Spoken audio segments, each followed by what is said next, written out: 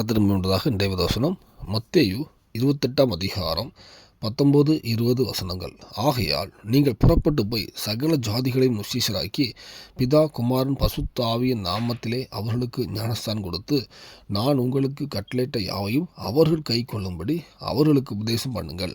இதோ உலகத்தின் முடிவு பரியந்தம் சகல நாட்களிலும் நான் உங்களுடனே கூட இருக்கிறேன் என்றார். ஆமேன்.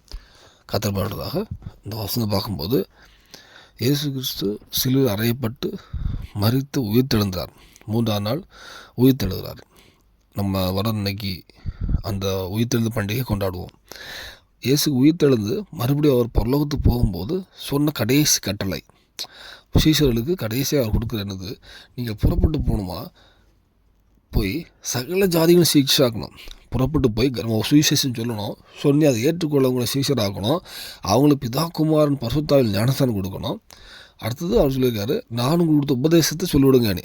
3.5 வருஷமாக சீஷர்களுக்கு இயேசு கிறிஸ்து அநேக உபதேசம்னு சொன்னார். அந்த உபதேசத்துக்குள்ள அவங்களே சொல்லுங்கள், அவங்கள சீஷராக்குங்க. அடுத்து அவங்க அடுத்தவங்க சொல்லுவாங்க, அடுத்தவங்க போய்கிட்டே இருக்கும். அந்த உபதேசமானது போய்கிட்டே இருக்கணும். அப்படி சொல்லிட்டு உலகத்தின் முடிவு வந்து கடைசி உங்களோட சொல்லிட்டு அவர் பரலோகத்துக்கு போயிடுறார். இந்த வேளையில் நம்ம உயிர்த்தெழுந்த பண்டிகை கொண்டாடிக்க நம்ம எல்லாரும் உயிர்த்தெழுந்தார், இயேசு உயிர்த்தெழுந்தார்னு கொண்டாடி இன்றைக்கி நம்ம எல்லோரும் கொண்டாடிட்டு இருப்போம். ஆனால் உயிர்த்தெழுந்து அவர் மறுபடி பரலோகத்துக்கு போகும்போது கடைசி அவர் நமக்கு ஒரு கட்டளை கொடுத்துருக்கார். நமக்கு ஒரு வேலை முக்கியமான இது கொடுத்துருக்கார். அதனால் ஒரு விஷயம் முன்னாடி வச்சு பார்ப்போம். நம்ம இன்றைக்கி முதல் நம்ம சீஷராக இருக்கணும். நம்ம கர்த்தருடைய வசந்தப்படி வாழாளாக இருக்கணும். அவரோட உபதேசத்துக்கு வாழாளாக இருக்கணும். அப்படி சரி செஞ்சுக்கிட்டு நம்ம போனோம். நீங்கள் எங்கே வேலை பார்க்கலாம், ஊழியன்னா நம்ம வந்து ஊழியக்காரன் பாஸ்டாக இருக்காங்க, அவங்க மட்டும் ஊழியம் இல்லை. நீங்கள் வேலை பார்க்கலாம், பிஸ்னஸ் பண்ணலாம், படிக்கலாம், எது பண்ணாலும் நீ எங்கே போனாலும் நீங்கள் கர்த்தருடைய பிள்ளைங்கிற ஒரு ஸ்தானத்தோடு போகும்போது அங்கே ஒரு வாய்ப்பு வரும்போது நீங்கள் காஸ்பல் சொல்லணும். அங்கே வந்து நீங்கள் சொல்கிறீங்க, சூசன் சொல்கிறீங்க, அவங்கள உபதேசம் பண்ணுறீங்க, சரியாக நடத்துகிறீங்க. இப்படி போரெல்லாம் பண்ணும்போது அவங்க அவங்க கர்த்தரை அறியும் போது அவங்க இன்னொரு இடத்துல கர்த்தரை ஒருத்தர் போவாங்க, அவங்க கர்த்தரை சொல்லுவாங்க. இந்த சுவிசேஷம் உலகத்தின் கடைசி வர சொல்ல கர்த்தர் கட்டளை எடுத்துக்கார்.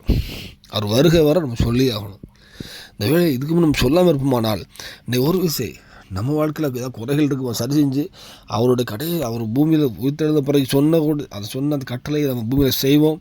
சாட்சியாக பூமி நம்மளோட கார்த்தி தேவன் நடத்துவார், பரலோகத்துக்கு ஆயத்தப்படுத்துவார். நம்ம கொண்டு அநேகரை பயன்படுத்துவார். அநேக ஜனங்களை பரலோகத்துக்கு வர்றதுக்கு நம்மளை ஒரு பாத்திரமாக தேவன் பயன்படுத்துவார். அர்ப்பணிப்போம். தேவன் தான் கிருபை செய்வாராக. ஆமென்.